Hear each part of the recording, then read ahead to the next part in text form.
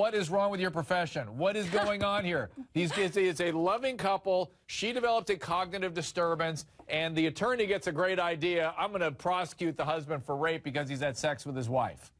Dr. Drew, first of all he's doing is enforcing the law. You don't like the law, fine, go change it. But the fact of the matter is, if she does not have the mental capability to consent to the sexual relations, then it is going to be third-degree sexual abuse. And he's got the evidence. You guys can step in and say whether she had that ability to consent or not.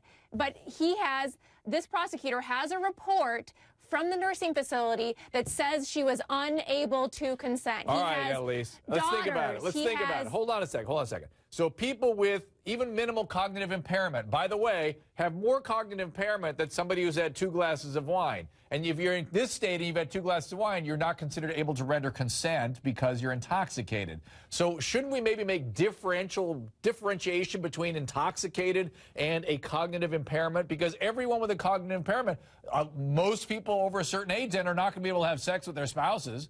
They're not going to be able to because impairments are very, very common as you get older. What are we going to do with that? I'm going to use your own arguments against you, the slippery slope argument. It's a slippery slope. And where do we start? Where do we stop? When is somebody able to render consent? When aren't they? And which cognitive impairments? What kind of cognitive impairments? Well, that's when people like you step in, Dr. Drew. I'd say the whole thing is insane. Stop it already. I'll tell you, stop this nonsense. By the way, people with Alzheimer's, sometimes they can't speak, they can't remember what they had for breakfast, but they can play the piano, and often, guess what? They still enjoy eating, and they still enjoy having sex. They do. And they're entitled to do that with their spouses. Judy, you agree with me on this? Of course, Dr. Drew. This is not the man's job to evaluate his spouse's cognitive ability from day to day. He's not the professional. All he knows is he's there spending quality time with his wife. And as far as he's concerned, they've always enjoyed having sex. So why not have sex that day? There is no issue here from my perspective. I think that people are making this a completely